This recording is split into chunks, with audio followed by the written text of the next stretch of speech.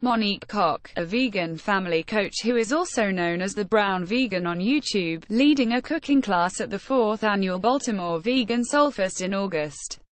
The festival attracts more than 8,000 people each year. Nate Pess for the New York Times. APH Co got tired of hearing that eating vegan was something only white people did. So in 2015, she created a list of 100 black vegans for a website. It included pioneering figures like Dick Gregory and Coretta Scott King and younger, less famous writers, filmmakers, cooks and activists. When you say vegan, a lot of people tend to only think of PETA, which doesn't reflect the massive landscape of vegan activism, said Monique Koch, 28, a Floridian whose favorite dish at the moment is the spinach pie in the Vegan Stoner cookbook. The Black vegan movement is one of the most diverse, decolonial, complex and creative movements, so many other people wanted to be included on the list after it appeared. She started a website, Black Vegans Rock, that spawned a Twitter hashtag #BlackVegansRock and a t-shirt business. In June, she published aphorism essays on pop culture, feminism, and black veganism from Two Sisters, a book she wrote with her older sister, Syl Co. Vegan cooking and eating are having a renaissance among Black Americans, driven in part by movements like Black Lives Matter, documentaries like What the Health, and a growing cadre of people who connect personal health, animal welfare and social justice with the fight for racial equality. Athletes like Kyrie Irving of the Boston Celtics and pop stars like the singer Jhené Aiko are bringing a certain pop culture cachet. Cookbook authors and a new breed of vegan soul food restaurants offer culinary muscle. "I no longer feel like an endangered species out here," said Zachary Tolliver, 26, a writer in Tacoma, Washington, who was on the 100 Black Vegans list and is now a columnist for PETA, the animal rights group, where he writes articles like "Here are 11 things you can expect to happen if you're a vegan while black." Number 1. You're still just as nervous about whether or not your white friends properly seasoned the food. Tassili Mott, who owns Tasseless Raw Reality in the historic West End community of Atlanta, teaches students how to make raw collard salad for Thanksgiving at 7 and a natural foods market. She was vegan for 30 years, and changed to a raw food tea about 8 years ago to improve her health. Audra Melton for the New York Times. Like many food trends that seem new, black veganism has historical roots. Eating vegan has long been a practice, especially for followers of religious and spiritual movements like Rastafarianism and the African Hebrew Israelites of Jerusalem, a religious group with black nationalist underpinnings that rose up in the 1960s and still runs a chain of vegan restaurants in cities like Atlanta, Tallahassee, Florida, and Tel Aviv. Avoiding meat is also a core principle of the Nation of Islam, whose founders believed that pork was at the heart of the slave tea, and preached vegetarianism as the most healthful tea for African Americans. Many people who give up eating animal products do it for their health, or for animal welfare. The same is true for the new veganism among African Americans, but there is an added layer of another kind of politics. "It's not just about I want to eat well so I can live long and be skinny," said Jhené Claiborne, a personal chef and cooking teacher who recently moved to Los Angeles from New York. Her first cookbook, Sweet Potato Soul, is due out in February. For a lot of black people, it's also the social justice and food access. "The food we have been eating for decades and decades and has been killing us," Ms. Claiborne, 30, is part of a new generation of vegan cooks who are transforming traditional soul food dishes, digging deeper into the West African roots of Southern cooking and infusing new recipes with the tastes of the Caribbean. As a result, ideas about the dull vegan stews and stir-fries that were standard-bearers among the early generations of black vegan cooks are changing, albeit slowly. Jhené Claiborne, a private chef and cooking instructor, recently moved to Los Angeles from New York, where she was working as an actor before she became a food blogger and wrote the cookbook Sweet Potato Soul, which will be published in February. Emily Burl for the New York Times. Some folks are kind of stuck in the 70s, said Jessica B. Harris, 69, an author and a food scholar of the African diaspora. Their food seems to come with a dashiki. And don't tell me it's like fried chicken when it's tofu. Bryant Terry cooks to counter the old ideas about vegan food. The chef in residence at the Museum of the African Diaspora in San Francisco, Mr. Terry, 43, wrote Afro-Vegan Farm Fresh African, Caribbean and Southern Flavors Remixed, a 2014 cookbook that regularly makes it to the top 10 soul food cookbook rankings on Amazon. His recipe for millet cakes is bright with a briquette Ethiopian spice blend Burberry.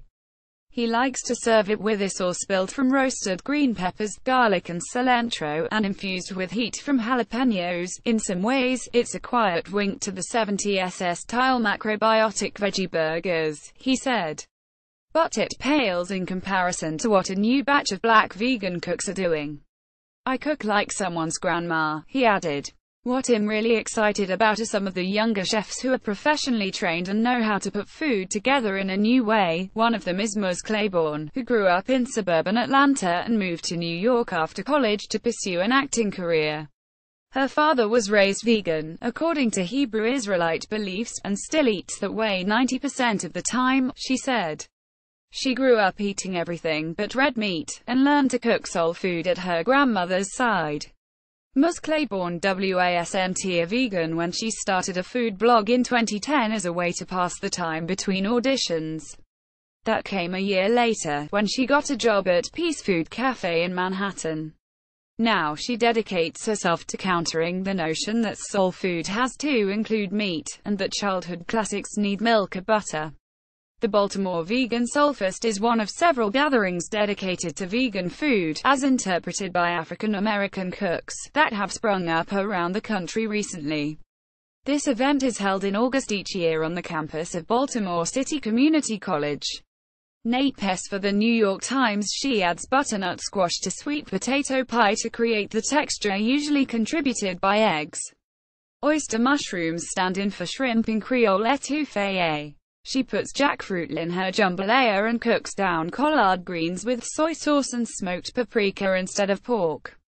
Health is often not enough of a reason for people to give up meat, she said. The challenges that come with being black in America can be, when it's bigger than you, and it's political and it's spiritual, that is an entrance point for people, she said. The toughest cultural touchstone to let go of is fried chicken, she said. People tell me I can't do without the chicken. I'd rather a painful death than have to give up chicken, she said. To help, she created spicy chicken fried cauliflower, in which she builds a crunchy crust by dipping large florets into heavily seasoned flour and then a wet batter of hot sauce, Dijon mustard and soy milk. Popular culture is also shining a new light on black veganism and bringing more converts. Some trace the boost to the late 2000s, when two key books were published: Amy Breeze Harper's anthology titled Sister Vegan Black Female Vegans Speak on Food, Identity, Health, and Society, and Tracy McWhirter's By Any Greens Necessary, a revolutionary guide for black women who want to eat great, get healthy, lose weight, and look fat.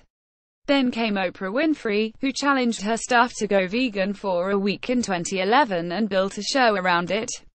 In 2015, Jay-Z and Beyoncé became partners in a vegan meal kit service. Celebrities continue to join in. Laverne Cox and Danielle Brooks, stars of Orange is the New Black, said recently that they were going vegan. And in the current season of The Real Housewives of Atlanta, a cast member, Portia Williams, announced she was a baby vegan. The owners of the Land of Kush restaurant in Baltimore help organize the city's annual Vegan SoulFest. The offerings at the event, held last August, included massaged avocado kale salad, mac and cheese with homemade soy-based cheese, and a Brussels sprout stir-fry. Nate Pess for the New York Times. African American sports stars have embraced vegan TS as a way to improve their performance. Serena and Venus Williams say they try to eat vegan most of the time. The former NFL linebacker David Carter, nicknamed the 300-pound vegan, stopped eating animal products a few years ago. In an article this month in the Bleacher Report, Kip Anderson, the director of the documentary What the Health, was quoted as saying that so many professional basketball players had given up meat that the league might soon be called the NVA, the National Vegan Association. Hip-hop artists have embraced veganism as part of a larger effort to improve the health of their fans. Last year, the Atlanta-based rapper who goes by the name Gray had a minor internet hit with a vegan Thanksgiving rap. And in April, several vegan-friendly performers gathered at the Schomburg Center in Harlem to formally introduce health and wellness as the 10th element of hip-hop. Although there is some debate over what that list should be, the other 9 on that list are breaking, m.c.ing, graffiti art, d.j.ing, beatboxing, street fashion, language, knowledge and entrepreneurialism. The event was part of Hip Hop is Green, a health initiative started by Keith Tucker of Seattle that produces dinners and concerts that promote plant-based eating. Tassili Mott, 60, owns Tasseless Raw Reality in the historic West End of Atlanta. She raised her youngest 2 children as vegans, and now eats only raw food. SHE is a member of the Atlanta chapter of Hip Hop is Green, which she says is a way to help young people identify veganism as both something cool and something political. I acknowledge my customers for being modern-day revolutionaries without picking up a gun or having to throw a grenade or pick up a picket sign and carry it down the street, she said. We are defying the death industry. Kirk Dutton wore his favorite vegan t-shirt to Baltimore's annual Vegan SoulFest in August. Nate Pess for the New York Times. Then again, sometimes it's just about eating something delicious and having fun. To that end, cooks in several cities have begun hosting Black-focused vegan food festivals and Mac-downs, where hundreds of people compete in vegan mac and cheese competitions. In Baltimore last August, the Vegan SoulFest attracted nearly 10,000 people, said Nijar Wright Brown, 45, who opened the Vegan Soul Food Bistro The Land of Kush in 2011 with her husband, Greg Brown, and owns 5 Black Vegans Rock t-shirts. Theirs is one of dozens of new Black-owned vegan restaurants that have popped up recently in cities like Los Angeles, Detroit and New York. You can't say all vegans have to support animal welfare or social justice, Ms. Wright Brown said. We aren't going to beat you in the head. This is about having compassion. We just want people to eat some vegan soul food and have some fun. Recipes: oyster mushroom etouffee mal-style vegetable stir-fry millet cakes with smoky spicy green sauce. Follow NYT Food on Facebook, Instagram, Twitter and Pinterest. Get regular updates from NYT Cooking, with recipe suggestions, cooking tips and shopping advice.